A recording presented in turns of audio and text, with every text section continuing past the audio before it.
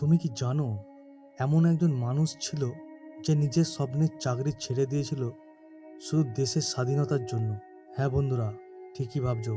তিনি আর কেউ নয়, তিনি আমাদের সকলের মহানায়ক, সত্যিকারের মহানায়ক, নেতাজি সুভাষচন্দ্র বসু। তিনি সহজ পথ বেছে নেননি, তিনি বেছে নিয়েছিলেন সংগ্রামের পথ। জেল, নির্যাতন, নির্বাসন কিছুই তাকে থামাতে পারেনি, কারণ তার বিশ্বাস ছিল যে মানুষ নিজের লক্ষ্যকে ভালোবাসে তাকে কোনো শক্তি হারাতে পারে না। তার সেই ঐতিহাসিক আহ্বান আজও কোটি কোটি মানুষকে অনুপ্রাণিত করে। তোমরা আমাকে রক্ত দাও, আমি তোমাদের স্বাধীনতা দেব। এই কথার আসল অর্থ শুধু দেশের জন্য ত্যাগ নয়, জীবনের প্রতিটি বড় স্বপ্নের জন্য ত্যাগ দরকার।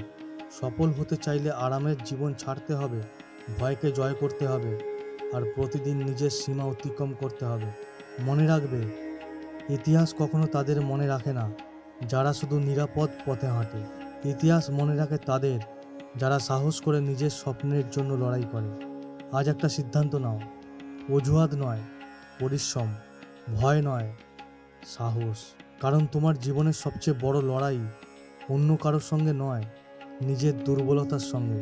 যেদিন তুমি লড়াইয়ে জিতবে, সেদিন থেকেই তোমার সাফল্যের গল্প শুরু হবে।